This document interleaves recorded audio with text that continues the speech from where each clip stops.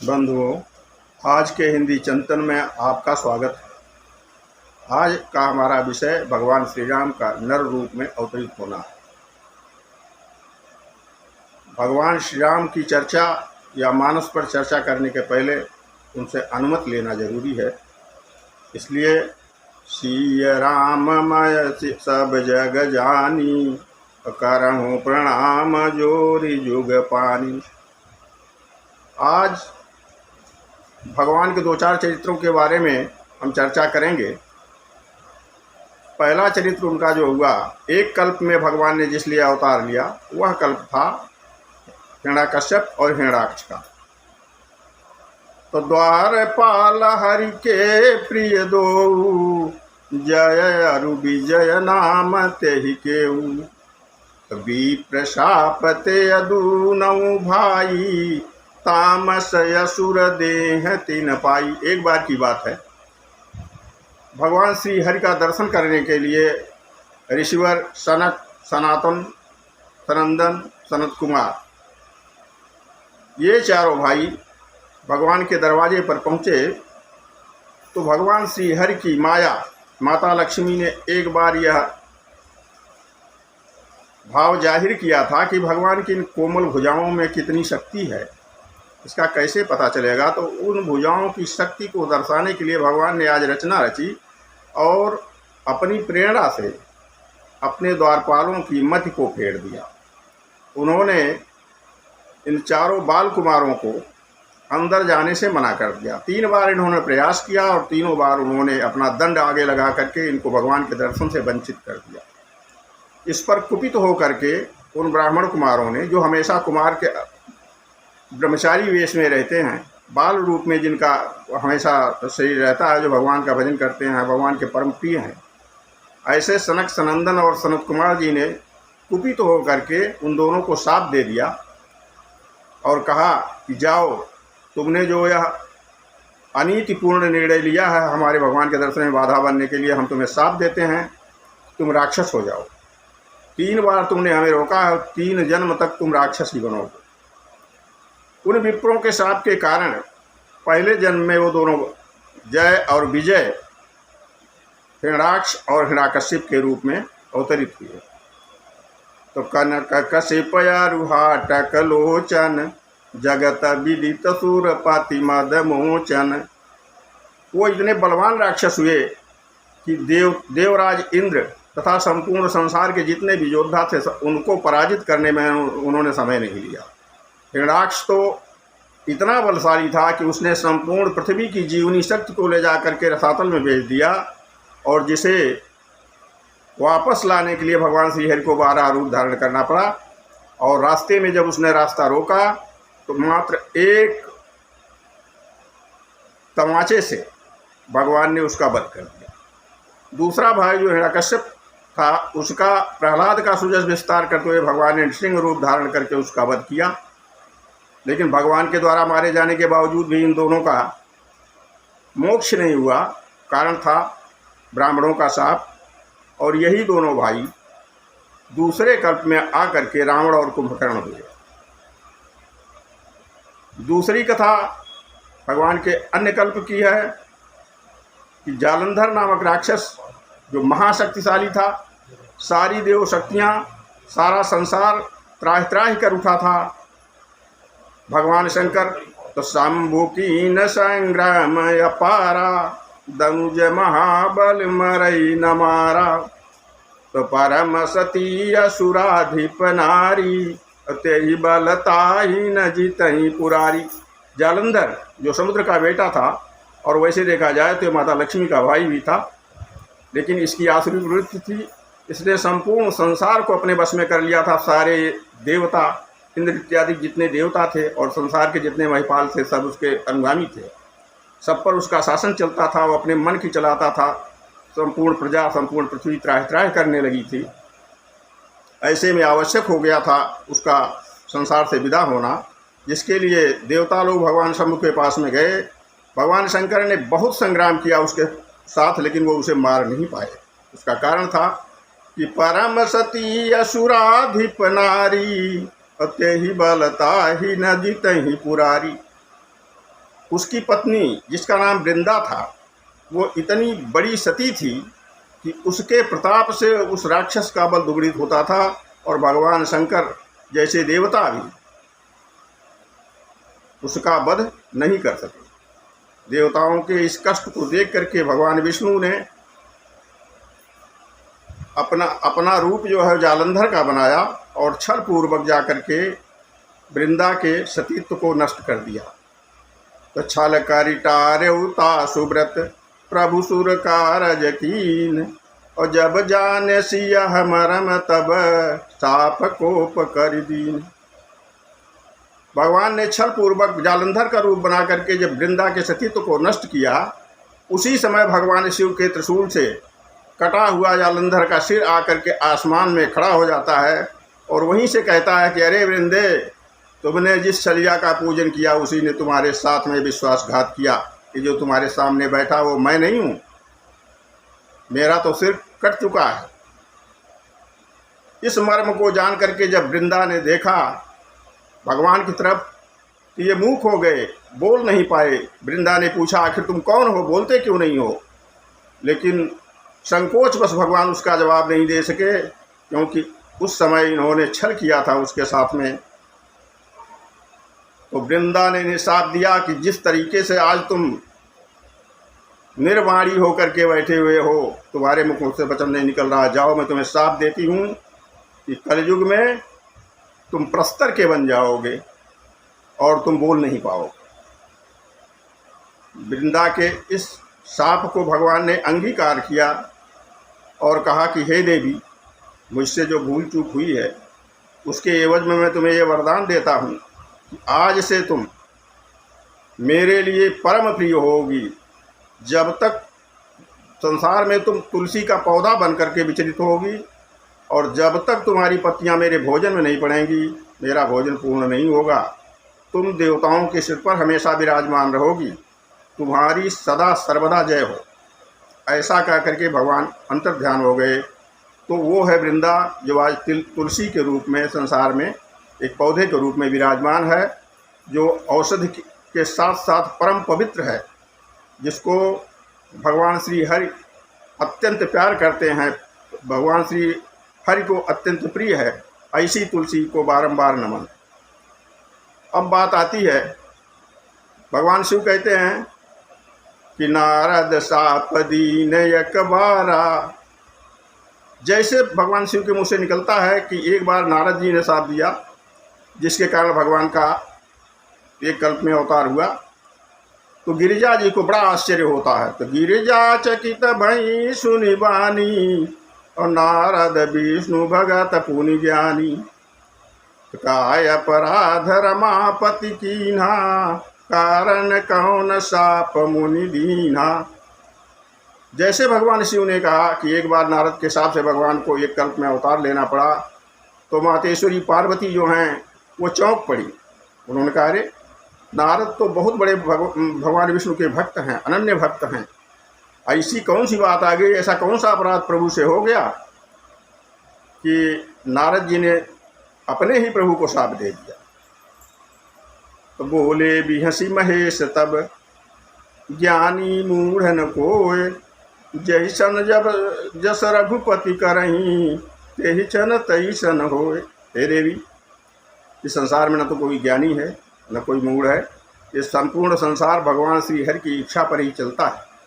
जब वो जैसा चाहते हैं उसी के अनुसार व्यक्ति आचरण करने लगता है। नारद की वह कथा मैं तुम्हें सुनाता हूँ, सुनो। एक बार की बात है, हिमालय के पथ प्रदेश में जहाँ भगवती भागीरथी प्रवाहमान थी, बगल में सुंदर जंगल स्थित है और एक सुंदर स्फटिक शिला थी जिस पर बैठ करके भगवान नारद ने तपस्या करना चाहा।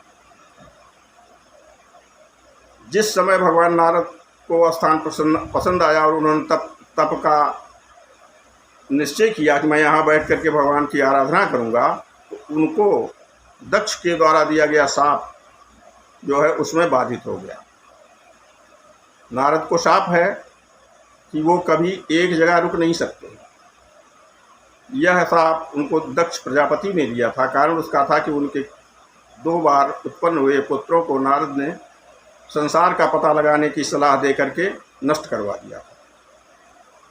क्षुभित होकर के प्रजापति दक्ष ने ये शाप दिया था कि हे नारद, अब तुम एक जगह पर स्थित नहीं रहोगे, हमेशा चलते रहोगे।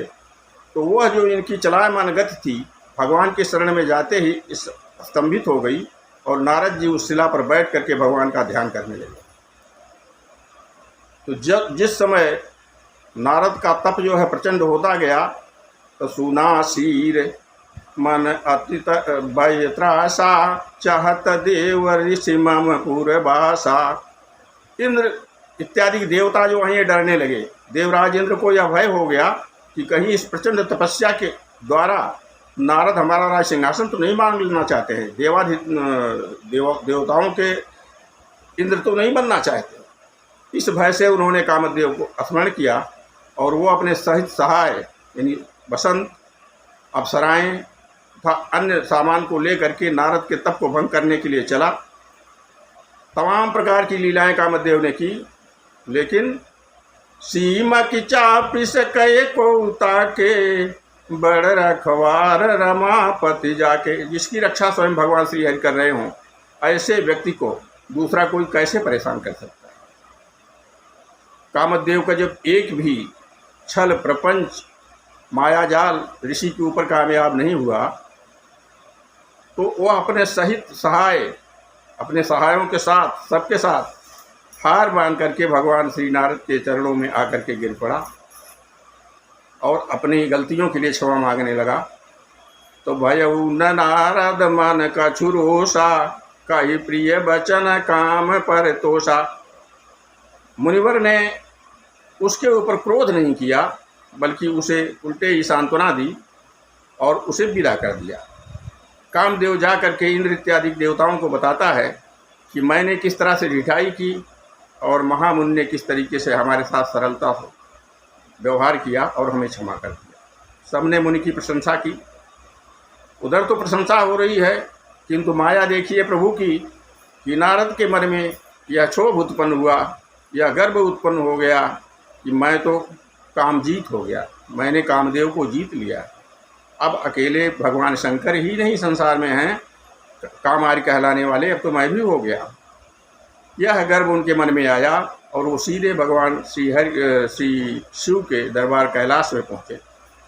भगवान ने स्वागत किया तो नारद ने बैठते ही ये सारी कथा, जिस तरीके से कामदेव को उन्होंने पराजित किया था, जिस तरीके से कामदेव उनकी शरण में आया था, वो सारी कथा भगवान शिव को सुनाई।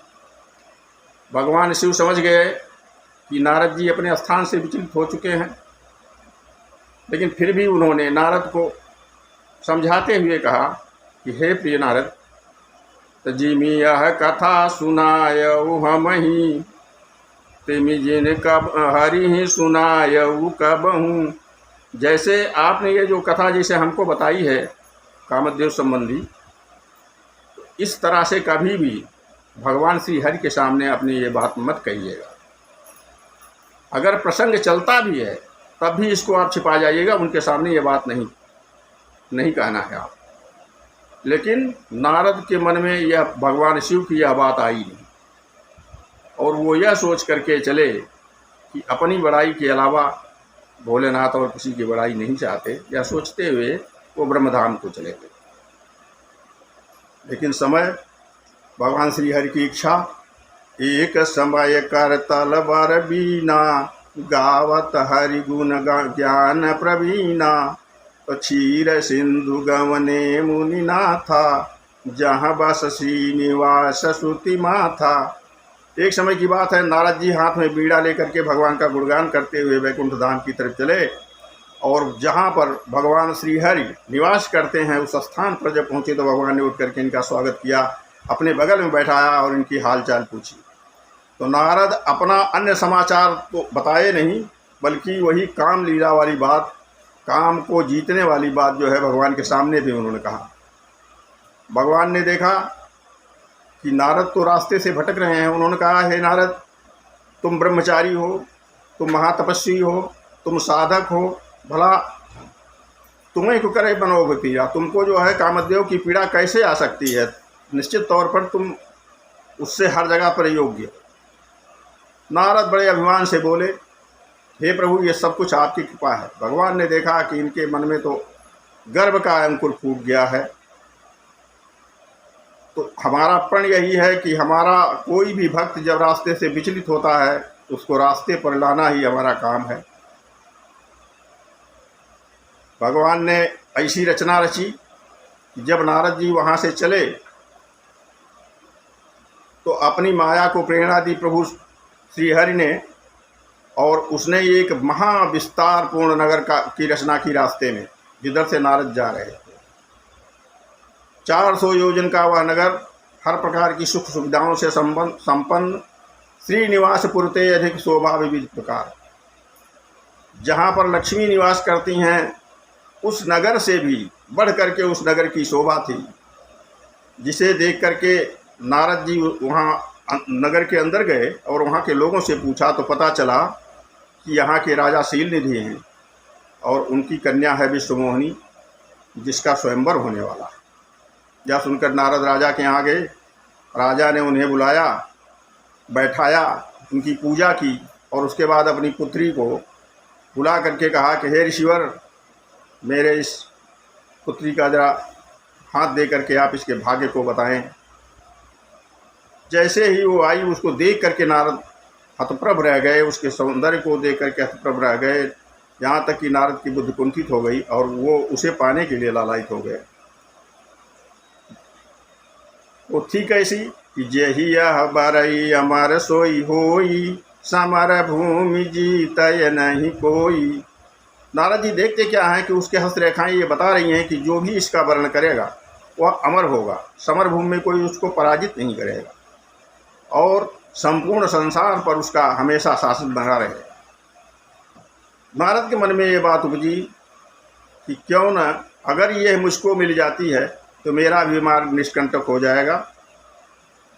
कुछ थोड़ा बहुत राजा से कह करके कि आपकी लड़की जो है बड़ी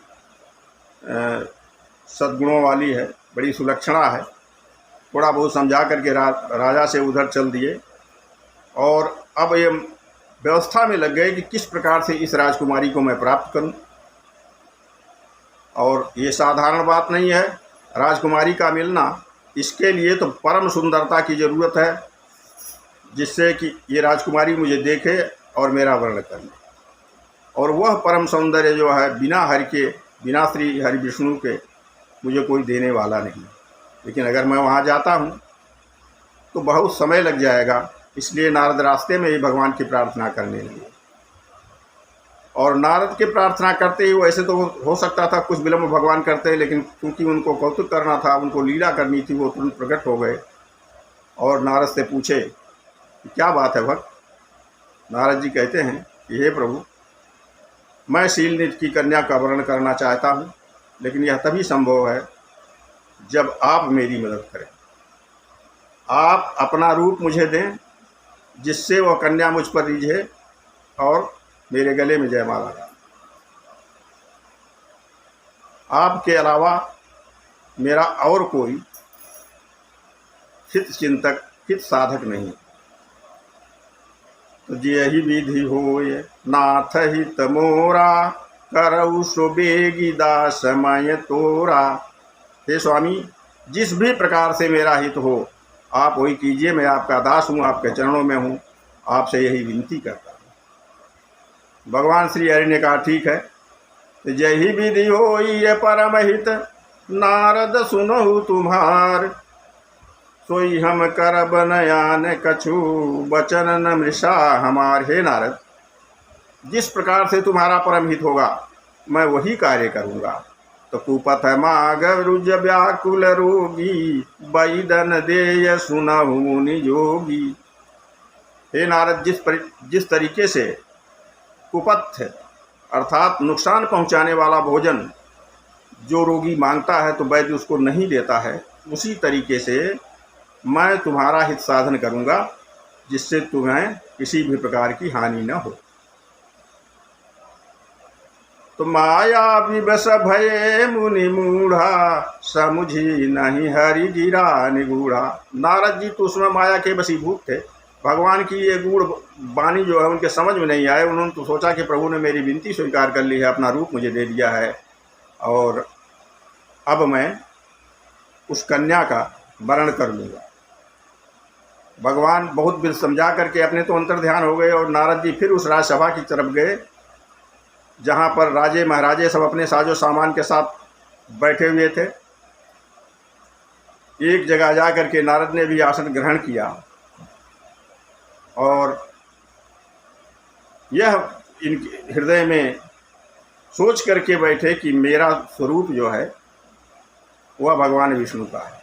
लेकिन वास्तविकता क्या थी कि रहे तहाँ दो शंभुगण के जानई सब भेव, विप्रवेश देखत फिरई परम कौतुकी तेव।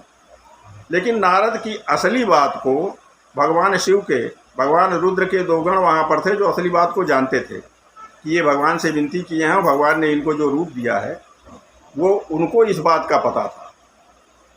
नारद जी तो ये समझ रहे हैं कि कन्या आएगी मुझे वरण करेगी, लेकिन वो दोनों जो गण हैं बार बार प्रशंसा करते हैं कि वाह क्या सौंदर्य है। जैसे ही राजकुमारी आएगी अपनी वरमाला जो है इनके गले में डाल देगी।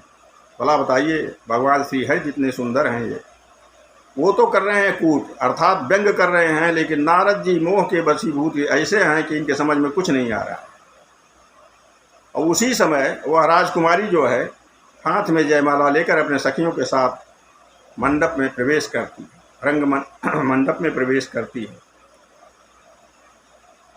लेकिन नारद जब वहाँ गए थे इनको तो सभी राजाओं ने नारद समझकर प्रणाम किया, लेकिन इनका जो गुप्त रूप था जिसको भगवान ने इन्हें दिया था कि मारे काट बदन भयंकर देहि, देखत अति क्रोध बाते ही, काहू नहीं मरम न जाना।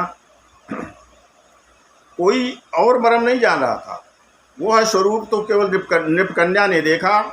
और देखा क्या कि इनका स्वरूप जो है वो बंदर का है, भयंकर शरीर है, मुंह जो है बंदर का है। यह देख करके उसके हृदय में बहुत क्रोध उत्पन्न हुआ और वो दूसरी तरफ देखने लगी, दूसरी तरफ चल दी, दूसरे राजाओं को देखती। अब पुनि पुनि मुनियुक सही अकुलाही, देखी दशा हर गन मुसुकाही। मुनि जी ये देख रहे हैं कि कारण क्या है कि भगवान श्री हरि का स्वरूप मेरे पास में है और ये राजकन्या मेरी तरफ न देख करके अन्य राजाओं की तरफ जा रही, बार बार उकस पुकस लगाए हुए हैं। और भगवान शंकर के वो दोनों दूत जो इनके अगल बगल में बैठे हुए हैं वो मुस्करा रहे हैं इनकी दशा को देख करके। तो धारिणी पतानुता गय कृपाला, हर्षि कुंवरी में ले जयमाला। उसी समय भगवान श्री हरि स्वयं एक राजा का रूप बना करके वहाँ पहुँचते हैं और उनको देखते ही राजकुमारी जो साक्षात भगवान श्री हरि की माया ही थी उनको जयमाल पहना देती है। तदुलहीन लई गय लक्ष्य निवासा, नृप समान जसब भय उदासा। दुल्हन तो लक्ष्य निवासा अर्थात वैकुंठ धाम के वासी भगवान श्री हरि ले गए और वहाँ पर जितने भी राजा महाराजागण बैठे थे सब निराश हो गए। ऐसी स्थिति में अब नारद भी इतने विकल होते हैं जैसे मालूम पड़ता है कि इनकी बहुमूल्य मणि जमीन पर कहीं खो गई है और वो उसको ढूंढ रहे हैं। उसी समय फिर एक मजाक सूझा उन रुद्रगणों को। उन्होंने कहा कि अरे महाराज क्यों परेशान हैं, पहले अपना मुंह तो जाइए देखिए, पानी में जाकर के अपना मुंह देखिए। नारद वहाँ से उठते हैं, जाकर के मुंह देखते हैं, अपना पानी में देखते क्या हैं कि मारे काट बादाना भयंकर देही। मुंह जो है वो बंदर का है, शरीर अत्यंत भयंकर है। अरे इतना देखते ही तो नारद जी का शरीर जो है क्रोध से कांप गया। उन्होंने कहा मेरे साथ में छल हुआ है। और फिर जब दोबारा देखते हैं तो अपना स्वरूप वापस मिल जाता है, लेकिन फिर भी उनको संतोष नहीं मिलता और वो व्यंग करने वाले उन राक्षसों को शाप दे देते हैं कि हो निशाचर जाए तुम, कपटी पापी दो, हंसो हमई सो ले फल, बहुरी हंसो जन कोई। वो निशाचर बेचारे दोष के भागी बनते हैं, नारद जी का शाप उनको मिल जाता है और अपने नारद जी का गात जो है क्रोध से कांपता है और ये कहते हैं कि आज मैं अपना पूरा बदला श्री हरि से लूँगा। अत्यंत क्रोध में नारद जी भगवान श्री हरि के वैकुंठ धाम की तरफ चलते हैं, लेकिन रास्ते में ही भगवान मिल जाते हैं कि बीच ही पंथ मिले धनुचारी न संग रमा सोई राजकुमारी। नारद जी तो सोच रहे थे कि वैकुंठ धाम पहुंच गए होंगे, लेकिन रास्ते में ही भगवान श्री हरि और उनकी प्रिया लक्ष्मी जी जो राजकुमारी का रूप धारण किए हुए थी, रास्ते में ही मिल गई। भगवान ने इन्हें देखा तो कहा, करे मुनि, कहाँ विकल होकर के बड़ी विकलता के साथ आप जा रहे हैं। अब नारद से रहा नहीं गया, उन्होंने कहा कि आप जो है सदा स्वार्थ साधना करने वाले हैं, परम कुटिल हैं, आपके व्यवहार में हमेशा कुटिलता भरी रहती है, आप अपना कार्य सिद्ध करने के लिए किसी की भी बल चढ़ा देते हैं। मतत सिंधुरुद्राहि बहुरायो सुरन प्रेरि विषपान करायो तो असुर सुरहि विष शंकरहि आपुरमा मन चारु स्वार्थ साधक सदा तुम सदा कुटिल व्यवहार भले भवन अभयाय सुदीना पावहुगे फल आपन कीना। नारद जी कुपित होकर के कहते हैं, जिस समय समुद्र मंथन हुआ उस समय आपने असुरों को सुरा और देवताओं को अमृत पिलाया, वहाँ पर छल किया, अपने मणि जो सबसे कीमती मणि थी कौस्तुभ उसको धारण कर लिया और रमा को ले लिया, बाकी सबको जो इधर उधर मिला वही बांट दिया। तो हमेशा आप स्वार्थी रहे हैं, स्वार्थ का ही आपका व्यवहार रहा है। आज तक आपने अपने मनमानी आप करते रहे, आपको कोई साधने वाला मिला नहीं। लेकिन आज भले भवन तुम आय सुदीना पावहुगे फल आपन कीना। आज आपने बहुत अच्छे भवन में आयस दिया है, आज आपको अपने किए का फल अवश्य मिलेगा। तो बंच व मोहि जवन धरि देहा सोई तन धरहु साप ममहा। तो कीन्हु कप का कृति हमारी करिहं की सहाय तुम्हारी। तो मम अपकार कीन तुम भारी नारी विराह तुम हो दुखारी। जिस शरीर यानी मनुष्य शरीर धारण करके आपने हमें वंचित किया है इस लाभ से, इसलिए मैं आपको शाप देता हूँ कि आप मनुष्य शरीर धारण करें। नारी में के प्रति हमारी विरह आपने पैदा की है, तो आप उस मनुष्य शरीर में नारी विरह में दुखारी होंगे। और मेरा मुँह चूँकि आपने बंदर का बनाया था, इसलिए वही बंदर आपकी मदद करें। तो तब हरि माया दूरी निवारी नात रमान राजकुमारी। नारद जी के शाप दे देने के बाद भगवान ने उस शाप को अंगीकार कर लिया और अपनी माया को हटा लिया। जैसे ही उन्होंने माया को आकर्षित किया कि नारद की स्थिति वो हो गई जिस तरीके से कोई मदिरा पिया हुआ व्यक्ति रात भर सड़क पर लेटा हुआ हो और सवेरे जब उसकी नींद खुले तो वो संकोच से भर जाए, उसका उठना दुर्लभ हो जाए। उसी स्थिति में नारद जी पहुँच गए। संकोच के बारे नारद का बुरा हाल हो गया, इनके नेत्र ऊपर नहीं उठ रहे थे, शर्म से पानी पानी हो रहे थे, क्योंकि इनको तो बड़ा घमंड था कि मैंने तो काम को जीत लिया है। लेकिन क्या करें, शरणागत तो हो नहीं था। भगवान के चरणों में गिर करके ये माफ़ी मांगते हैं कि माया दूर बचन कहे बहु तेरे क्षमहु नाथ सब अवगुण मेरे। हे प्रभु, मैं आप ही का दास हूँ, मैं आपकी माया के वशीभूत होकर के जो भी उल्टा आचरण किया हूँ उसके लिए मैं आपसे क्षमा प्रार्थी हूँ। भगवान नारद को समझाते हैं और ये कहते हैं कि तुमने भगवान शिव की बात नहीं मानी। नारद, इस बात का हमेशा ध्यान रखो कि नाही को शिव समान प्रिय मोरे यह परती तजी अजानी भोरे। हे नारद, शंकर जी के समान, शिव के समान मेरा और कोई दूसरा प्रिय नहीं है। इस विश्वास को कभी मत छोड़ना। क्यों? जा पर कृपा न करहीं पुरारी सो न पाव नर भगति हमारी।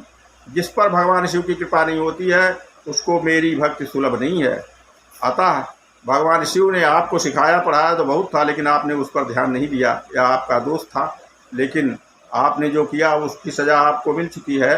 अब मैं आपको आशीर्वाद देता हूँ, जाइए आप निश्चिंत होकर के पृथ्वी पर भ्रमण कीजिए।